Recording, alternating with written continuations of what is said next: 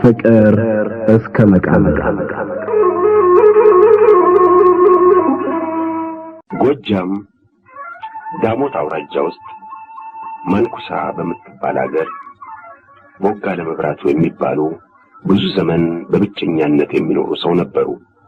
ቦጋለ መብራቱ ከድሃ ቤተሰብ የተወለዱ በዚያውም ላይ ድሆች ወላጆቻቸው ገና በሕፃንነታቸው ሞተውባቸው ድህነት ሲያንገላታቸው ያደጉ ነበሩ። ትንሽ ከፍ እንዳሉ መጀመሪያ የፍየልና የጥጃ እረኛነት እየተቀጠሩ በኋላም እጃቸው እርፍ ለመጨበጥ ያህል መበርታት ሲጀምር ግብርና እየተቀጠሩ ይኖሩ ነበር። በዚህ ሁኔታ እኩል ዕድሜያቸውን ካሳለፉና የምሽት ማግባት ፍላጎታቸው እየተቀነሰ ከሄደ በኋላ በጎልማሳነታቸው ጉልበታም ወዲያውም ጤናማ በመሆናቸው ረዳት ሳይፈልጉ ራሳቸውን ረድተው ለመኖር ቢችሉም ምሽት ካላገቡ ዕድሜያቸው እየገፋ አቅማቸው እየተቀነሰ ሲሄዱ ረዳት የሚያጡ መሆናቸውን ወላጆቻቸው አጥብቀው ስለመከሯቸው ከዚያው ከማንኩሳው ውድነሽ በጣሙ የሚባሉትን ሴት አገቡ። ወይዘሮ ውድነሽ 3 ባሎች በተራ አግብተው 3ቱም ስለሞቱባቸው ባል ፈርቷቸው እሳቸውም ዕድላቸውን ፈርተው ባል እንዳይመጣላቸው ተስፋ ቆርጠው ቢመጣም እንዳያገቡ ወስነው ተቀምጠው ነበር። በኋላ ቦጋለ መብራቱ የወይዘሮ ውድነሽን የንስሐ አባት ቄስ ታምሩን አማላጅ ልከው በብዙ ደጅ ጥናት አገቧቸው።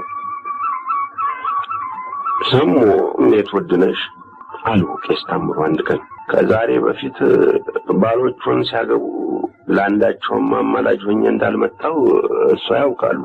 አሁን ግን በግድ የሚያስፈልግ ስለመሰለኝ ነው አማላጅ ሆኜ የመጣሁ። በውጭ የሚወራውን የእርሶ ጆሮ አይሰማውም። ሴት ብቻዋን ከተቀመጠች ትደፈራለች፣ ባትደፈርም አልተደፈረችም አትባልም። እንኳን ከወንድ ከዘመድ ርቄ ባዘን ተጨንቄ እንጀራ በንባይ እያራስኩ እየበላሁ መቀመጥ ያንሶኝ የአገሬ ሰው ለክፉ ዕድሌ ተባባሪ ሆኖ አላስቀምጠኝ ሲል ጊዜ ምን ላድርግ? እግዚአብሔር ይኸው እንጂ አሉ እመት ውድነሽ ራሳቸውን እግዚአብሔር ወዳለበት ወደ ላይ ቀና አድርገው። ልቦ የተጫነውን ከባድ ሐዘን በትዕግስትና በንጽህና ተሸክመው መኖሩን ከእርሶና እግዚአብሔር በቀር ማን ያውቁሎታል? ሰው ለብሰውና መልኩ አምሮ ሲወጡ ሲያይ ደስ ብሎ የሥጋ ፈቃዱን ፈጽመው የሚኖሩ ይመስለዋል። ሰው እግዚአብሔር አይደለምና የውጭውን እንጂ ውስጡን አያይም። እኔና እግዚአብሔር የምናውቀው እርሶ የማያውቁት አለ አባቴ። እኔስ እዚህ በባዶ ቤት የገዛ ጉልበቶን እያቀፉ እየተኙ በንጽህና እንደሚኖሩ አውቃለሁ። ነገር ግን የኔ ብቻ ማወቅ ምን ያደርጋል?